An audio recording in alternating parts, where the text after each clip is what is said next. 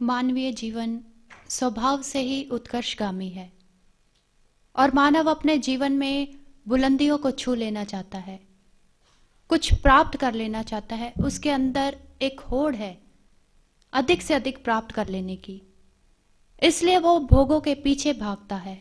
वह चाहता है कि वह अपनी जिंदगी में अधिक से अधिक भोगों को एकत्र करे, उन्हें संग्रहित करे। मान, प्रतिष्ठा, वैभव, वह सब कुछ इन सबको एकत्र करना चाहता है, उन्हें हासिल करना चाहता है। इतना ही नहीं, मानव के अंदर साथ ही साथ एक विचारधारा पनपती है, एक विचार जन्म लेता है कि यदि मेरे पास एक मकान है तो पड़ोसी के पास दो है, मेरे पास दो क्यों नहीं? यदि पड़ोसी के पास गाड़ी है तो मेरे पास गाड़ी क्यों नहीं? और वह व्यक्ति उन सब को प्राप्त करने के लिए दिन रात मेहनत करता है, दौड़ता रहता है दिन रात। और इसी भागा दौड़ में उसके जीवन का जो संतुलन है वो बिगड़ जाता है, उसका जीवन असंतुलित हो जाता है। लेकिन फिर भी उसका प्रयास है उन भोगों को प्राप्त कर लेने के लिए, और उसका हर संभव प्रयास होता है कि वह अधिक से अधिक भोगों को भोगे और अधिक से अधिक भोगों को एकत्र कर ले। वह दिन रात दौड़ता है। एक व्यापारी को लीजिए। एक व्यापारी एक विश्वास के साथ व्यापार शुरू करता है कि भविष्य में उसे लाभ होगा, और जब लाभ होगा फिर वह अपने व्यापार का विस्तार करेगा, फिर विदेशों के साथ वह आयात निर्यात करेगा और उसका व्यापार है वो बड़े लेवल तक फैल जाएगा। उसके मन में ये आशा है, ये विश्वास है उसके मन में। लेकिन जिस विश्वास के साथ उसने अपना व्यापार शुरू किया था, लेकिन समय आने पर जहां पर उसको लाभ की उम्मीद थी वहां पर उसको हो गई हानि। अब वह दुखी है, उदास है, निराशा उसके हाथ में लगी है। मानव का स्वभाव कैसा है? जीवन में थोड़ी सी खुशी मिली, इतना प्रसन्न हो जाता है कि उसकी प्रसन्नता की उसकी व्याख्या नहीं की जा सकती, उसकी प्रसन्नता की। लेकिन जिंदगी में कहीं पर थोड़ा सा दुख आ गया तो वह दुखी, अशांत और निराशावादी बन जाता है। आज मानव इन्हीं अनुकूल और प्रतिकूल परिस्थितियों में फंस कर रह गया है, और मानव इन्हीं परिस्थितियों का गुलाम बन गया है। एक कठपुतली देखी है ना आपने? कठपुतली की डोर जिस व्यक्ति के हाथ में होती है, वह व्यक्ति जिस तरह से डोरियों को हिलाता है, वो कठपुतली वैसा ही क्रिया करती है। यदि वो कठपुतली को दौड़ाना चाहता है तभी कठपुतली दौड़ती है, यदि उसे बिठाना चाहता है तभी कठपुतली बैठती है। आज मानव की भी यही स्थिति है। आज मानव उस कठपुतली की भांति बन गया है जो परिस्थितियों की डोर के साथ बंधा हुआ है, और परिस्थितियां इंसान रूपी कठपुतली को जैसा नचाती है, इंसान वैसा ही नाच रहा है। और ऐसा जीवन जीते जीते उसका जो जीवन है वह संतुलित हो गया है। और यही शिक्षा वो अपने बच्चों को देता है। एक नन्हा सा बच्चा जिसका जीवन परिस्थितियों और संघर्ष से भरा हुआ है, स्कूल जाता है और सोचता है कि अच्छे अंक प्राप्त करूंगा तो माता पिता मुझे तोहफा लेकर देंगे। लेकिन उस बच्चे के जीवन में परिस्थितियां हैं, संघर्ष है, अच्छे अंक नहीं प्राप्त कर पाया, तनाव से ग्रसित हो गया, निराशा हाथ लगी। लेकिन विडंबना इस बात की है कि माना कि हम परिस्थितियों के गुलाम बन गए हैं, हमें परिस्थितियां आकर घेर लेती हैं, लेकिन विडंबना इस बात की है कि हमारा स्वभाव ऐसा बन गया है कि हम उन परिस्थितियों से बाहर ही नहीं निकलना चाहते। कैसे? फ्रांस में क्रांति हुई। जब फ्रांस में क्रांति हुई तो फ्रांस की क्रांति सफल रही, और फ्रांस में जितने भी जेल थे, उन जेलों में जितने भी कैदी थे, उनको बाहर निकाला गया, खुले आसमान के नीचे लाया गया, खुली फिजा में लेकर आए उन्हें। लेकिन जैसे ही उन कैदियों को बाहर लेकर आए, वो कैदी एकदम से कह उठे, नहीं नहीं, हमें नहीं चाहिए ये खुला आसमान, हमारा दम घुटता है खुले आसमान के नीचे, हमें वापस उसी काल कोठरी में डाल दो। उस काल कोठरी से हमें प्यार हो गया है, उन सलाखों से हमें मोह हो गया है, हमें उसे अंधेरे में रहना है, हमें ये प्रकाश, ये आजादी पसंद नहीं है। नहीं, हमें वापस उसी काल कोठरी में डाल दो। और यदि हम मानव के जीवन पर दृष्टिपात करें, आज मानव के जीवन की हालत भी यही है। वह तृष्णाओं में, वासनाओं में, कामनाओं में और इच्छाओं में इस प्रकार से लिप्त हो गया है कि उसे स्वयं ही नहीं पता चलता। जैसे मकड़ी जाला बुनते बुनते खुद ही उसमें लिप्त हो जाती है, उसमें जकड़ी जाती है, आज मानव भी कामनाओं, तृष्णाओं, वासनाओं में इस प्रकार से लिप्त हो गया है। लेकिन फिर भी मानव की यह प्रवृत्ति है कि वो इन भोगों के पीछे भाग रहा है, इन भौतिक पदार्थों के पीछे भाग रहा है, क्योंकि उसे ये सुखदायी प्रतीत हो रहे हैं। लेकिन स्वामी विवेकानंद जी कहते हैं शरीर की ये वासनाएं क्षण भर के लिए हमें सुख प्रदान करती हैं, लेकिन बाद में दुख ही लाती हैं, सिर्फ दुख। लेकिन फिर भी मानव इन्हीं भोगों के, इन्हीं भौतिक पदार्थों के पीछे भाग रहा है, इन्हीं भौतिक पदार्थों को पाने के लिए वो पागल है। इसलिए किसी ने बहुत अच्छा कहा, कहते हैं ये दुनिया पागल खाना है, हर शख्स यहां पर है पागल। कोई पागल मान बड़ाई का, कोई रंग रूप का है पागल, कोई पागल है चतुराई का, कोई धन वैभव का है पागल। इंसान भौतिक पदार्थों के पीछे पागल है, लेकिन उसके पीछे हमेशा ये इच्छा रहती है कि मैं अधिक से अधिक भौतिक पदार्थों को एकत्र करूं। लेकिन हमारे संत महापुरुष कहते हैं हे जीव विचार कर, अरे ये ना तो ये संसार सत्य है और ये भौतिक पदार्थ ये चिरस्थायी नहीं है, ये खत्म हो जाएंगे। इसलिए किसी ने कहा कि ये संसार मिथ्या है और ये जो माया है, माया एक छलावा है।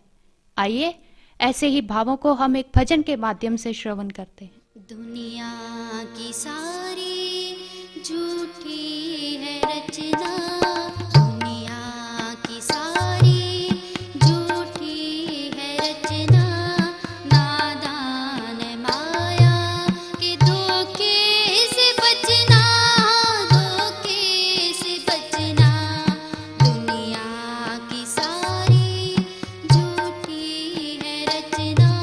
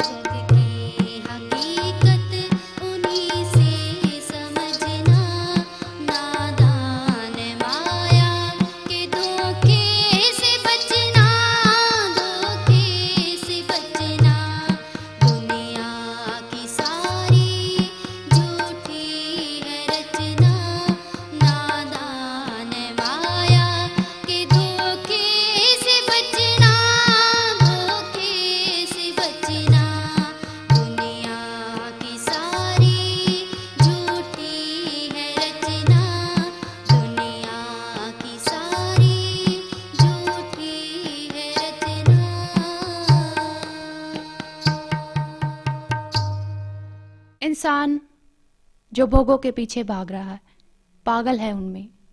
इंसान की यही इच्छाएं, यही वासनाएं, यही तृष्णाओं में जो व्यक्ति जीवन व्यतीत कर रहा है उसे मायावाद कहा जाता है।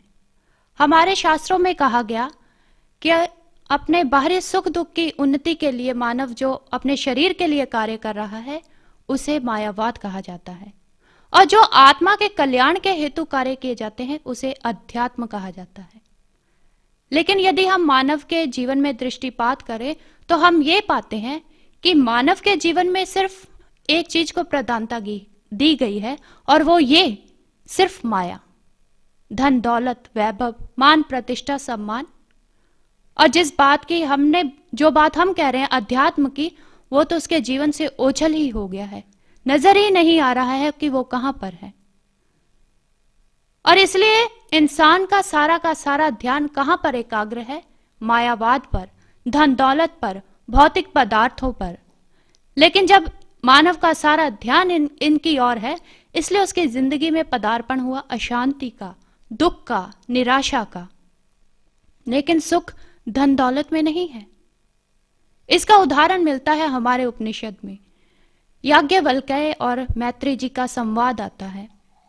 याज्ञवल्क्य जी को जब इस संसार के प्रति वैराग्य उत्पन्न हुआ तो उन्होंने ये निश्चय कर लिया कि अब मैं अमृतमय जीवन की तलाश करूंगा, और इसके लिए वो अपना सब कुछ त्यागने के लिए तैयार हो गए। लेकिन उससे पहले उन्होंने अपनी दोनों पत्नियों को बुलाया, कात्यायनी और मैत्री को, और कहने लगे कि देखो मैं अमृतमय जीवन की तलाश में जा रहा हूं, इसलिए जितनी भी मेरी संपत्ति है तुम दोनों बराबर बांट लेना। कात्यायनी जो विवेकहीन थी उसने तुरंत अपनी संपत्ति का जो हिस्सा था उसे स्वीकार कर लिया। लेकिन जो मैत्रेयी थी वो विवेकी थी, कहने लगी स्वामी आप इस धन संपदा को छोड़कर क्यों जाना चाहते हैं, कृपया मुझे बता दीजिए। याज्ञवल्क्य जी कहने लगे मैत्री, इस संसार में रहकर मैंने ये अनुभव किया है कि मानव जितना इन भौतिक वस्तुओं को प्राप्त करके सुख प्राप्त करना चाहता है उतना ही उसके स्थान पर उसे दुख मिलता है, पीड़ा मिलती है। तभी मैत्रेयी ने अपने पति से पूछा कि स्वामी ये संसार के जो कंकड़ पत्थर आप मुझे दिए जा रहे हैं, क्या इनसे मैं उस अमृतमय जीवन को प्राप्त कर सकूंगी? मुझे बताते जाइए। याज्ञवल्क्य जी कहने लगे मैत्री नहीं, ये धन ये संपदा इसमें सुख नहीं है। ये जीवन को चलाने का एक साधन है जो जन्म और मृत्यु के बीच का कार्यकाल है, उसके लिए है। इसलिए इन सब का त्याग करके मैं उस अमृतमय जीवन की तलाश करने के लिए जा रहा हूं जो एक मानव का लक्ष्य है। तभी मैत्रेयी संशय रहित होकर कहती है ठीक है स्वामी, यदि आप उस अमृतमय जीवन की तलाश करने के लिए जा रहे हो तो मैं भी आपके साथ चलूंगी। मैं भी उस अमृतमय जीवन को प्राप्त करना चाहती हूं, उस शाश्वत सुख को, उस शांति को, उस आनंद को मैं भी लेना चाहती हूं। कहने का भाव कि एक संतुलन चाहिए हमारे जीवन में। और यदि संतुलन की बात की जाए तो हम अपनी प्रकृति को देखें। हमारी प्रकृति के अंदर भी एक संतुलन बना हुआ है। दिन है तो दिन के बाद रात है, सर्दी है तो सर्दी के बाद गर्मी आएगी, एक संतुलन बना हुआ। इतना ही नहीं, हम अपना ये शरीर ही ले लें, इस शरीर के अंदर भी एक संतुलन है, और जब तक इस शरीर के अंदर वो संतुलन कायम है तब तक हमारा ये जीवन ठीक ढंग से चलेगा। और यदि कहीं इस शरीर का वो संतुलन बिगड़ जाए तो जीना दुर्भर हो जाएगा। कैसे? इस मानव शरीर के अंदर दो प्रकार की नाड़ियां पाई जाती हैं। एक सेंसरी नर्व्स, जिसके द्वारा व्यक्ति ये अनुभव करता है, उसका मस्तिष्क काम करता है, उसका दिमाग काम करता है। और एक वो नाड़ियां जिसके द्वारा मानव के जो ये अंग है, हाथ पांव है, ये चलते हैं। और विचार कीजिए, सोचिए कि यदि उसके शरीर के अंदर जो सेंसरी नर्व्स है, जो उसका मस्तिष्क है, वो काम करना बंद कर दे, लेकिन उसके हाथ पैर चल रहे हो, तो ऐसे व्यक्ति को हम क्या नाम देते हैं? मूर्ख कह देते हैं या फिर पागल। और एक व्यक्ति जिसका जो मस्तिष्क है वो स्वस्थ है, लेकिन जो उसका शरीर है वो काम नहीं कर रहा, ऐसा जीवन जीने से भी कोई लाभ नहीं। समझे आप मेरी बात को? नहीं समझे तो चलिए एक उदाहरण के माध्यम से समझते हैं। एक व्यक्ति है, उसका दिमाग तो काम कर रहा है, लेकिन उसके जो हाथ पैर है वो काम नहीं कर रहे। अब मान लीजिए वो व्यक्ति घर में बैठा हुआ है, लेकिन उसके घर में चोर आ गए। उसकी माँ कमरे में है। उस चोरों ने आकर उसकी माँ को पकड़ लिया और चाकू दिखाकर कहने लगे कि बता, घर का धन दौलत कहाँ पर रखी हुई है। और वो व्यक्ति जिसका दिमाग तो काम कर रहा है लेकिन हाथ पैर काम नहीं कर रहे, अब बताइए कि क्या वो व्यक्ति अपनी माँ को बचा सकेगा? बिल्कुल नहीं, क्योंकि वो उठकर जा नहीं सकता, उनका मुकाबला नहीं कर सकता। तो ऐसे जीवन का क्या लाभ? और मान लीजिए कि एक व्यक्ति है जिसके हाथ पैर तो काम कर रहे हैं, लेकिन उसका दिमाग काम नहीं कर रहा, और ऐसी ही स्थिति उस व्यक्ति के सामने हो, उसके घर में चोर आ जाए और उसकी माँ को जाकर आकर कहें कि बता धन दौलत कहाँ है, चाकू दिखाएं। तो आप बताइए, उस व्यक्ति जिसके हाथ पैर काम कर रहे हैं लेकिन दिमाग नहीं काम कर रहा, क्या वो अपनी माँ को बचा सकेगा? बिल्कुल नहीं। इसलिए एक संतुलन बना हुआ है हमारे शरीर के अंदर भी। यदि ये बिगड़ जाए तो जीना बेकार है। और यही हालत आज हमारी है। हमारा ध्यान सारा का सारा मायावाद पर एकाग्र है, सारा का सारा ध्यान। और हमारे जीवन का जो दूसरा पहलू है अध्यात्मवाद, वो हमने अपने जीवन से बिल्कुल ओझल कर दिया है। लेकिन अध्यात्मवाद और मायावाद एक ही सिक्के के दो पहलू हैं। और आप जानते हैं कि यदि एक सिक्के का एक पहलू ना हो तो उस सिक्के को हम क्या कहेंगे? खोटा सिक्का। तो हमारे इस जीवन रूपी सिक्के में सिर्फ एक ही पहलू मौजूद है, और वो है माया, धन दौलत, भौतिक पदार्थ। जबकि दूसरा पहलू हमारे जीवन में है ही नहीं। तो आप बताइए कि हमारा यह जीवन रूपी सिक्का खोटा है कि नहीं? खोटा है। सच्चाई है आज के समाज की। आप दृष्टिपात कीजिए इस संसार में। आज मानव जो एयर कंडीशनर मकानों में रहता है, लेकिन उसकी प्रेममयी संवेदनाएं खत्म हो चुकी हैं। एयर कंडीशनर कारों में घूमता है, लेकिन इस भागा भाग में उसकी जो मन की शांति है वो लुट गई है। 5 स्टार होटल्स में वो रहता है, लेकिन वहां सिर्फ अहंकार का प्रदर्शन है, प्रेम नहीं है। आनंद नाम की तो चीज उसकी जिंदगी में है ही नहीं। वितृष्णा ही वितृष्णा है। आज समाज में हम ऐसे बहुत सारे लोगों को देखते हैं जिन्होंने बहुत सारी धन संपदा को एकत्र किया, लेकिन उन्होंने सुख खो दिया, शांति खो दी। लेकिन इतिहास इस बात का साक्षी है कि जब जब भी व्यक्ति इस माया को साथ लेकर चला और उस करतार को भूल गया, वो कभी भी अपने जीवन में सफल नहीं हो पाया। कार्ल मार्क्स को लीजिए, बहुत अच्छे विचारक थे, बहुत अच्छे अच्छे विचार उन्होंने दुनिया को दिए, और उनकी मजदूर वर्ग के साथ बहुत सहानुभूति थी। और उनके ये विचार थे कि यदि पूंजीपति वर्ग और मजदूर वर्ग के अंदर जो बीच की खाई है, अमीरी और गरीबी की जो खाई है, उसे खत्म कर दिया जाए। इसलिए उन्होंने समाजवादी विचारधारा को अपनाते हुए ये विचार समाज के सामने रखे कि यदि समाज के सभी साधनों के ऊपर दोनों वर्गों का समान अधिकार हो जाए, तो एक दिन एक ऐसे समाज की स्थापना की जा सकती है जो वर्ग रहित और राज्य रहित हो। लेकिन अफसोस कि कार्ल मार्क्स जी जो विचारों तक ही सीमित रह गए, आज तक उनकी इस विचारधारा को वास्तविक रूप नहीं दिया गया है। क्यों? क्योंकि उन्होंने भी अपने जीवन में प्रधानता दी माया को, भौतिक पदार्थों को और साधनों को। लेकिन आज हम अपनी जिंदगी की ओर भी देखें, हमने भी अपनी जिंदगी में प्रधानता किसे दे रखी है? धन दौलत को, मान प्रतिष्ठा को और सम्मान को। और इसी के बीच में हम ये भूल गए हैं कि हम लोग कौन हैं। हमें अपनी आत्मा का ज्ञान नहीं है। हम आज जो कुछ भी कर रहे हैं मात्र अपने शरीर के लिए, इसी शरीर की पालन पोषण करने के लिए हम भौतिक पदार्थों को एकत्र कर रहे हैं।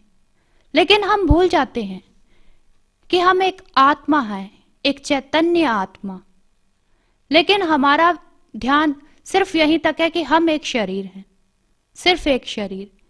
और यदि लोगों के सामने आत्मा की बात कह भी दी जाए तो लोग आगे से कहते हैं हाँ हाँ हम जानते हैं आत्मा क्या है। अरे 5 तत्व से हमारा ये शरीर निर्मित है। क्या इतनी बड़ी बड़ी बातें कह देने से क्या हम उस स्तर पर पहुंच गए जिस स्तर का जीवन हमें जीना चाहिए? बिल्कुल नहीं जी रहे हम। जैसे एक व्यक्ति था, महात्मा जी के पास गया, अपनी हस्तरेखा दिखाते हुए कहने लगा कि महात्मा जी बताइए कि मेरी उम्र कितनी होगी, मैं कितने साल तक जीऊंगा और मुझे मेरे जीवन में मुझे क्या क्या मिलेगा। महात्मा जी कहने लगे कि देखो भाई, मुझे हस्तरेखा देखनी नहीं आती है। व्यक्ति कहने लगा कैसे महात्मा हो? अरे इतने बड़े संत महापुरुष लगते हो और कहते हो कि मुझे हस्तरेखा देखने नहीं आती, ऐसा कैसे हो सकता है? आपको मेरी हस्तरेखा देखकर बताना ही पड़ेगा कि मैं कब तक जीऊंगा और मेरी मृत्यु कब होगी, कैसे होगी। महात्मा ने फिर कहा कि अरे भाई, मैं हस्तरेखा नहीं देखता, तुम क्यों मेरे पीछे पड़ गए हो? वो फिर कहने लगा, अरे इतने बड़े बड़े संत महापुरुष होते हैं, वो तो हस्तरेखा देखकर झट से बता देते हैं सब कुछ। आप कैसे संत महात्मा हैं? आपको मुझे बताना ही पड़ेगा सब कुछ। अब जब महात्मा ने यह सोचा कि ये तो किसी भी तरह से मेरा पीछा नहीं छोड़ रहा, तब उन्होंने एक धागा मंगवाया और उसके गले से बांध दिया और कहने लगे कि देखो, जिस दिन ये धागा टूट गया, समझ लेना तुम्हारी मृत्यु है। व्यक्ति अपने घर पर गया। अब वो क्या करता कि सुबह जैसे ही उठता, सबसे पहले जो उसके गले में धागा बांधा हुआ था उसे देखता कि है कि नहीं, मैं जीवित हूं या मर गया हूं। और एक दिन क्या हुआ, अचानक वो धागा टूट गया और वो व्यक्ति वहीं पर पड़ा हुआ चिल्लाने लगा, हाय मैं मर गया, हाय मैं मर गया, अरे कोई मुझे उठाता क्यों नहीं है, देखो मैं मर गया हूं, मुझे उठाते क्यों नहीं हो। अब जितने भी आसपास से लोग निकल रहे थे वो हंस रहे थे कि कैसा मूर्ख है, अरे जीवित है और कह रहा है कि मैं मर गया हूं, मैं मर गया हूं। हंसिए मत, हंसने वाली बात नहीं है ये, हमारे जीवन की वास्तविकता है ये। आज हम भी ये सोचते हैं कि ये शरीर रूपी धागा टूट गया तो हम खत्म, इसलिए खाओ पियो ऐश करो, भोगों को भोगो। और इसलिए इन भोगों को भोगने के इतने लिप्त होते जा रहे हैं, इतने लिप्त होते जा रहे हैं कि हम ये भूल जाते हैं कि हम लोग कौन है, ये आत्मा क्या है, हमें आत्मा का ज्ञान ही नहीं। लेकिन संत महापुरुष कहते हैं, तुलसी विलंब ना कीजिए, भज लीजिए रघुवीर, तन तरकस से जात है सास सरीखे तीर। एक शिकारी, वह अपने तरकस से बाणों का तब तक शिकार पर संधान करता रहता है जब तक वह शिकार को घायल करके गिरा न दे। इसलिए संत महापुरुष कहते हैं हे जीव, तेरे इस शरीर रूपी तरकस से श्वास रूपी बाण निकलते जा रहे हैं, लेकिन ये ना हो कि तेरे इस शरीर रूपी तरकस से वो श्वास रूपी बाण खत्म हो जाएं और तू अपनी आत्मा का ना जान पाए, आत्मा का अध्ययन ना कर पाए, आत्मा का बोध ना कर पाए। इन श्वासों के रहते रहते अपने आप को जान, अपनी आत्मा को जान कि तू क्या है। और जिस दिन हमने अपने आप को जान लिया, अपनी आत्मा का बोध कर लिया, उस दिन हमारे जीवन में एक संतुलन कायम हो जाएगा। लेकिन एक प्रश्न है कि आत्मा का बोध कौन करवाएगा, और हमारा जीवन जो असंतुलित हो चुका है उसे संतुलन कौन प्रदान करेगा? एक ब्रह्मनिष्ठ पूर्ण सतगुरु प्रदान करते हैं हमारे जीवन के अंदर संतुलन को। अर्जुन के जीवन में कितनी ही बार ऐसा समय आया जब उसका जीवन असंतुलित हो गया, और एक समय तो ऐसा था जब अर्जुन का जीवन बहुत असंतुलित हो चुका था, जब कुरुक्षेत्र के मैदान में दोनों सेनाएं आमने सामने खड़ी हुई थी। तब अर्जुन ने प्रभु श्री कृष्ण से कहा कि केशव, मेरे रथ को दोनों सेनाओं के मध्य में ले चलो, मैं जाकर देखूं तो सही कि मुझे किस किस के साथ युद्ध करना होगा। प्रभु श्री कृष्ण रथ को दोनों सेनाओं के मध्य में जाकर खड़ा कर देते हैं, और अर्जुन ने जब अपने सामने वृद्ध पितामह गुरु द्रोणाचार्य, कृपाचार्य और सगे संबंधियों को देखा तो सोचने लग गया, क्या मैं इन सबको मार डालूंगा? क्या मैं इस राज्य को प्राप्त करके मैं सुखी रह पाऊंगा? क्या मैं अपने ही हाथों से अपने कुल का नाश कर दूंगा? और फिर यदि मैं ऐसा करूंगा तो पाप भी तो मुझे लगेगा। नहीं, मैं ऐसा नहीं कर सकता, मैं इन्हें नहीं मार सकता हूं। अब अर्जुन की जीवन की स्थिति डावाडोल थी। मन में भ्रम उत्पन्न हो गया कि लड़ूं कि ना लड़ूं, क्या करूं? और भ्रम की स्थिति होने के कारण उसका अंग अंग शिथिल पड़ गया, भयभीत हो गया, गांडीव हाथ से गिर गया। और तब उसने प्रभु श्री कृष्ण जी के आगे प्रार्थना की कि हे केशव, आज तक हर मुसीबत से आपने ही मुझे निकाला है और इस विपत्ति से भी आप ही मुझे निकाल सकते हैं। और तब प्रभु श्री कृष्ण एक मार्गदर्शक के रूप में अर्जुन के सामने आए और अर्जुन को उस माया के, उस मोह के बंधन से निकालकर उसके जीवन को संतुलन किया। कहने का भाव कि जीवन में जब एक संत का पदार्पण होता है, एक ब्रह्मनिष्ठ पूर्ण सतगुरु का पदार्पण होता है, तब वो हमें इस मोह माया से निकालकर हमारे जीवन में एक संतुलन प्रदान करते हैं, हमें फिर से उस अध्यात्म के साथ जोड़ देते हैं। लेकिन ये अध्यात्मवाद है क्या? अध्यात्म अधि प्लस आत्मा, अर्थात अपनी आत्मा का अध्ययन करवाना। और आत्मा का अध्ययन कौन करवा सकता है? एक ब्रह्मनिष्ठ पूर्ण सतगुरु। आप देखिए, संसार में आपको कोई कार्य करना हो, कुछ सीखना हो, कोई चित्रकारी सीखनी हो या हारमोनियम सीखना हो या सिलाई सीखनी हो, तो आप एक गुरु धारण करते हैं। और फिर अध्यात्म को जानने के लिए, उस आत्मा को जानने के लिए भी एक गुरु की जरूरत है। और इतिहास इस बात का साक्षी है कि जब जब भी एक व्यक्ति के हृदय के अंदर उस अध्यात्म को जानने की जिज्ञासा उत्पन्न हुई, अपने आप को जानने की जिज्ञासा उत्पन्न हुई, उस करतार को जानने की जिज्ञासा उत्पन्न हुई, तो वह एक संत सतगुरु की शरण में गया और उन्हीं संत सतगुरु ने उनको उस अध्यात्म के साथ जोड़ा। और हमारे धार्मिक ग्रंथ इस बात की पुष्टि करते हैं। गुरु साहिबानों ने कहा, भाई रे गुर बिन ज्ञान ना होए, पूछो ब्रह्मे नारदे वेद व्यासे कोई। कि गुरु के बिना हम उस अध्यात्म को नहीं जान सकते, उस ज्ञान को नहीं जान सकते। इतना ही नहीं, यदि हम रामचरितमानस को पढ़ें तो उसमें भी कहा गया है, गुरु बिन भवनिधि तरे न कोई, जो ब्रंश शंकर सम होई।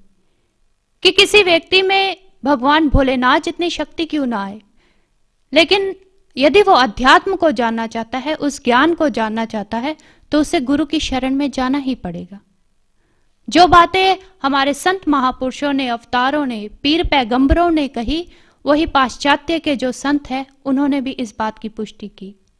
जीसस क्राइस्ट, वो अपने गुरु जॉन द बैप्टाइज की शरण में गए और जीसस क्राइस्ट से भी पूछा गया कि इस समय तो अध्यात्म से परिचित आप करवा रहे हैं, उस ज्ञान से परिचित आप करवा रहे हैं, लेकिन आपके जाने के बाद हमें उस अध्यात्म से कौन परिचित करवाएगा? तब जीसस क्राइस्ट ने कहा, I will pray to my Father to send a messenger for you. He will remind the work which I have done before you. उन्होंने कहा कि मैं अपने पिता से प्रार्थना करूंगा कि वो आपके लिए एक और मैसेंजर को भेजे, एक और संत को भेजे। वो मेरे द्वारा किया हुआ काम आपको फिर से दोबारा याद करवाएगा। और एक संत सतगुरु का पदार्पण जब हमारी जिंदगी में आता है, होता है, तो वह हमें उस ज्ञान से, उस अध्यात्म से जोड़ते हैं। लेकिन हमने संसार में देखा कि जो बहुत पढ़े लिखे होते हैं, धार्मिक ग्रंथों का जिन्हें बहुत ज्ञान होता है, धार्मिक ग्रंथों का व्याख्यान बहुत अच्छा कर देते हैं, उनमें अहम जरूर होता है। धार्मिक ग्रंथों को पढ़ लेना, धार्मिक ग्रंथों का व्याख्यान कर लेना कोई अध्यात्म नहीं है, अध्यात्म की परिभाषा नहीं है। लेकिन हमारे संत महापुरुष कहते हैं कि हे इंसान, अहंकार है तो मैं नहीं हूं, और यदि मुझे चाहता है तो इस अहंकार का त्याग कर दे। लेकिन हम देखें, एक होता है ज्ञानी, ज्ञानी की भाषा एकदम स्पष्ट होती है, स्पष्टवादी होते हैं। लेकिन जो एक विद्वान होता है, जिसे धार्मिक ग्रंथों का बहुत ज्ञान है, जो पढ़ लेता है, उसका अच्छा सा व्याख्यान कर देता है, उसकी भाषा, वो हमेशा उसका क्या प्रयास रहता है कि वह अपने विचारों को अच्छे अच्छे शब्दों से पिरो दे। लेकिन जो एक ज्ञानी होते हैं वो बिल्कुल स्पष्टवादी होते हैं। जैसे रामकृष्ण परमहंस जी, रामकृष्ण परमहंस जी ने नरेंद्र को कहा कि हाँ, मैं परमात्मा को जानता हूं और मैं तुझे उस ईश्वर को दिखा सकता हूं, एकदम स्पष्ट भाषा। लेकिन जो एक विद्वान है वो हमेशा ये प्रयास करेगा और ये कहेगा कि अमुक शास्त्र में ये कहा गया है, अमुक महापुरुष ने ये कहा है। हमारे संत महापुरुष क्या कहते हैं? कहते हैं कि एक विद्वान की जो भाषा है वो कैसी है? जैसे करूप स्त्री को सुंदर गहनों से सजा दिया हो, और एक ज्ञानी की भाषा कैसी है कि एक बहुत सुंदर स्त्री को एक साधारण से वस्त्र पहना दिए गए हों। और ऐसा ही समय था कबीर दास जी का। कबीर दास जी के समय में भी एक बहुत विद्वान हुए हैं सर्वानंद जी। शास्त्रों का बहुत ज्ञान था और वह शास्त्रार्थ करते हुए बहुत समय के बाद जब अपने घर वापस आए तो मां कहने लगी, सर्वानंद, पुत्र बड़े समय के बाद घर वापस आया। सर्वानंद कहने लगा, हाँ मां, अरे तेरे पुत्र ने बहुत विद्वानों का हराना जो था इसलिए समय लग गया। और हाँ मां, आज के बाद मुझे सर्वानंद मत कहना, सर्वजीत कहना, सर्वजीत, क्योंकि मैं सब विद्वानों का हरा कर आया हूं शास्त्रार्थ में। मां कहने लगी, पुत्र कबीर को भी? सर्वानंद कहने लगा, मां, अरे किस अनपढ़ जुलाहे की बात कर रही है तू? मां ने सोचा कि अहंकार भर गया है मेरे पुत्र के अंदर। कहने लगी, देखो सर्वानंद, जब तक तुम कबीर को नहीं हरा कर आते तब तक मैं तुझे सर्वजीत नहीं कहूंगी। अब मां के कहने पर सर्वानंद अपने ढेरों शास्त्र उठाकर कबीरदास जी के पास पहुंच गए। कबीरदास जी के पास पहुंचे, कहने लगा, ओ कबीर, तू क्या इन लोगों के बीच में बैठकर अपने आप को ज्ञानी समझ रहा है? चला मेरे साथ शास्त्रार्थ कर। कबीर जी कहने लगे, शास्त्रार्थ? ये किसका नाम है? तो सर्वानंद ने वहां पर बैठे हुए लोगों को देखते हुए कहा, अरे मेरी मां तो कहती थी कि कबीर को बड़ा ज्ञान है। अरे जिसको शास्त्रार्थ का ही अर्थ पता ना हो वो क्या बातें करेगा मुझसे? वो क्या शास्त्रार्थ कर सकता है मुझसे? कबीर जी कहने लगे, अरे भाई पास बैठो, बताओ शास्त्र क्या कहते हैं, परमात्मा की कोई बात बताओ। और जैसे ही कबीरदास जी ने ये कहा, सर्वानंद जी तो शुरू हो गए, शास्त्रों में ये कहा है, वेदों में ये कहा है, उपनिषदों में ये कहा हुआ है। और उसके बाद कहने लगे, कहो कबीर, तुम क्या कहना चाहते हो इसके विषय में?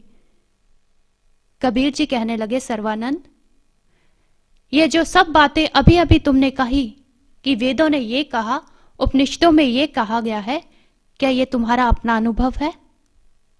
सर्वानंद कहने लगा, अनुभव? ये अनुभव क्या होता है? कबीर जी कहने लगे कि अभी तुमने कहा कि परमात्मा प्रकाश रूप है, वो ज्योति स्वरूप है और वह ज्योति प्रत्येक इंसान के हृदय के अंदर विराजमान है, क्या तुमने उसके दर्शन किए? सर्वानंद कहने लगा, नहीं, मैंने तो ऐसा कोई अनुभव नहीं किया। और कबीर जी कहने लगे कि देखो सर्वानंद, बातें तुम भी सही कर रहे हो और जो बात मैं कह रहा हूं वो भी बिल्कुल सत्य कह रहा हूं, लेकिन तुम्हारी बातों में और मेरी बातों में बहुत अंतर है। तुम कागज लेखी कह रहे हो और मैं अनुभव के आधार पर कह रहा हूं। आइए कुछ ऐसे ही विचारों को हम भजन के माध्यम से श्रवण करते।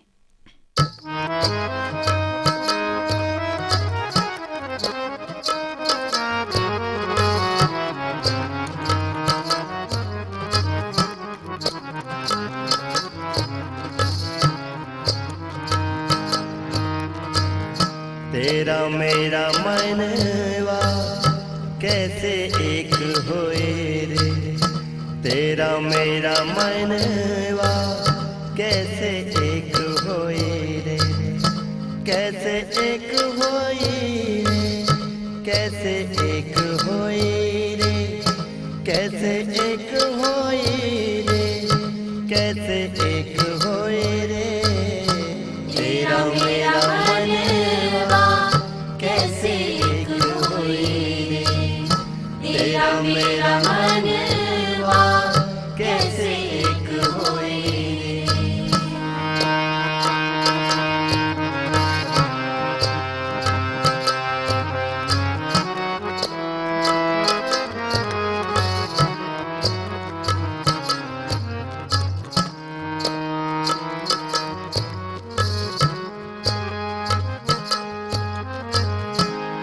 मैं कहता हूँ आँखन देखी, मैं कहता हूँ आँखन देखी, तू कहता है कागज लेखी, तू कहता है कागज लेखी, मैं कहता सुलझावन हार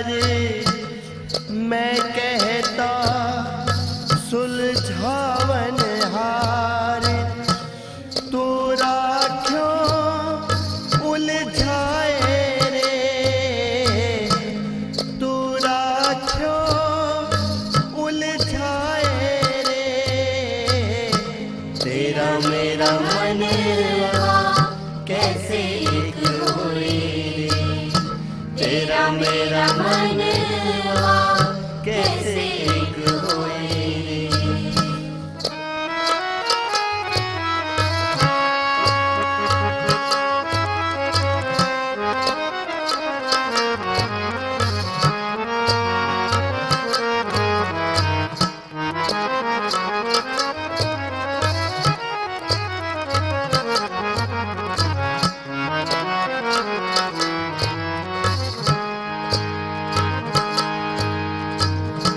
मैं कहता हूँ जागत रहे हो, मैं कहता हूँ जागत रहे हो, तू जाता है सोए रे, तू जाता है सोए रे। मैं कहता निर्मोही रहे हो, मैं कहता निर्मोही रहे हो, तू जाता है मोही रे, तू जाता है मोही रे। तेरा मेरा मनवा कैसे एक होए रे, तेरा मेरा मनवा कैसे एक होए रे।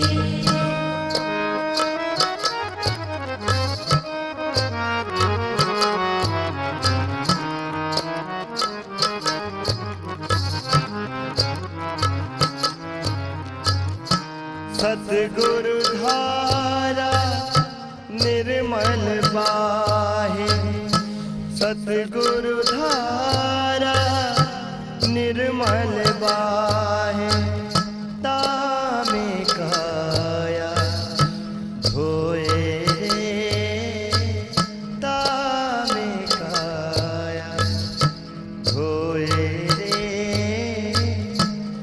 कहत कबीर सुनो भाई साधो, कहत कबीर सुनो भाई साधो, तब ही ऐसा होए रे,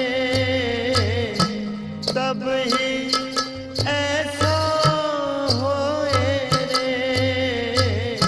तेरा मेरा मनवा कैसे एक होए रे, तेरा मेरा मनवा कैसे एक होए रे, तेरा मेरा मनवा कैसे एक होए रे, तेरा मेरा मनवा कैसे एक होए रे, तेरा मेरा मनवा कैसे एक होए रे, तेरा मेरा मनवा कैसे एक होए रे।